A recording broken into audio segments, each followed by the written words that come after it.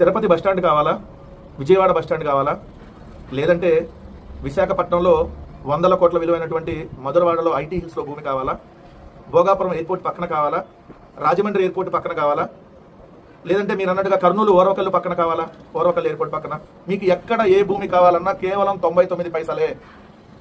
కేవలం 99 పైసలు మాత్రమే. అది 1 ఎకరం కావాలన్నా, 10 ఎకరాలు కావాలన్నా, 50 ఎకరాలు కావాలన్నా, 100 ఎకరాలు కావాలన్నా కేవలం 99 పైసలే. కాబట్టి అందరికీ దొరకదండి ఇది అవకాశం. దీనికి ఎలిజిబిలిటీ క్రైటీరియా ఉండాలి. ఏంటి అంటే ఆ ఎలిజిబిలిటీ క్రైటీరియా చంద్రబాబు నాయుడు, నారా లోకేష్కి బినామీలో బంధువర్గము అయితేనే ఎలిజిబిలిటీ. వాళ్ళకి బస్టాండ్ కావాలన్నా, రైల్వే స్టేషన్ పక్కన కావాలన్నా, ఎయిర్పోర్ట్ పక్కన కావాలన్నా, అట్లా బస్టాండ్ స్థలమే కావాలన్నా, ఎక్కడ కావాలన్నా 99 పైసలకే ఎంటైర్ ఆంధ్రప్రదేశ్లో మొత్తంలో ఎక్కడ కావాలన్నా కూడా ఇస్తాం. దీనికి సంబంధించి జీవో ఇచ్చారు. ఇది ఆంధ్రప్రదేశ్లో ఎక్కడ ఎంత భూమి అయినా 99 పైసలే. GO number 32, GO MS number 32, 16/8/2025. Nominal price is defined as 99 పైసా. 99 పైసలు నామినల్ రేట్. 99 పైసలకి ఇచ్చేటట్టు మొత్తం భూమి, అది ఎకరం కాదు, ఎంటైర్ ల్యాండ్. మీకు 10 ఎకరాలు కేటాయిస్తే 10 ఎకరాలకి 99 పైసలే, 100 ఎకరాలు కేటాయించిన 100 ఎకరాలకు 99 పైసలే. సో దాంట్లో ప్రత్యేకంగా దీనికి సంబంధించి ఒక పాలసీని తీసుకొని వచ్చారు. దాని పేరే లిఫ్ట్, అంటే భూముల్ని లిఫ్ట్ చేసే స్కీమ్, భూముల్ని ఎత్తేసే కార్యక్రమం. దాని పేరే lift, land incentive for tech hubs.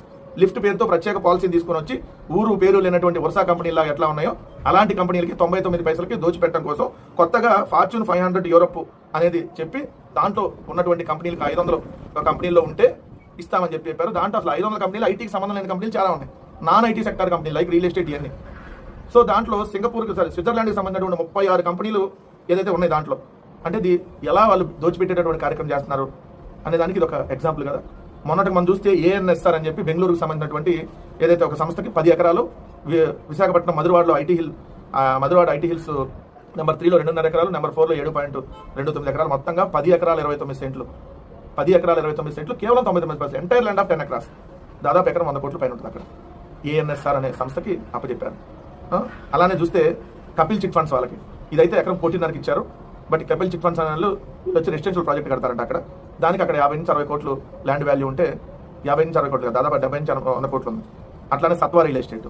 So వీళ్ళు ఇష్టం ఆంధ్రప్రదేశ్ రాష్ట్రంలో భూముల్ని ఇష్టం వచ్చినట్టుగా వాళ్ళ బినామీ కంపెనీలకి దోచిపెట్టి రాష్ట్ర సంపదని దోచేసుకుంటున్నారనడానికి వేల కోట్ల రూపాయల సంపద. సో ఎన్ని వేల కోట్ల రూపాయల విలువైన సంపదను దోచుకుంటా ఉన్నారనేది క్లియర్గా అర్థమవుతా ఉంది. ఇలా దోపిడీకి అడ్డుకట్ట వేయకపోతే ఇప్పుడు ప్రభుత్వ భూములని రేపొద్దున మన ప్రైవేటు భూములు కూడా వాళ్ళు హ్యాండ్ ఓవర్ చేసి మన భూములు కూడా లాక్కునేటటువంటి కార్యక్రమానికి శ్రీకారం చుడతారు. కొత్త పాలసీ అది. లిఫ్ట్ అయితే ఇది ఇంకో లిఫ్ట్కే లిఫ్ట్ అని ఇంకో పథకం పెట్టి మన ప్రైవేటు భూములు కూడా మొత్తం దోచేసినా కూడా మనం ఆశ్చర్యపడాల్సినటువంటి పని లేదనేది క్లియర్గా కనపడతా ఉంది.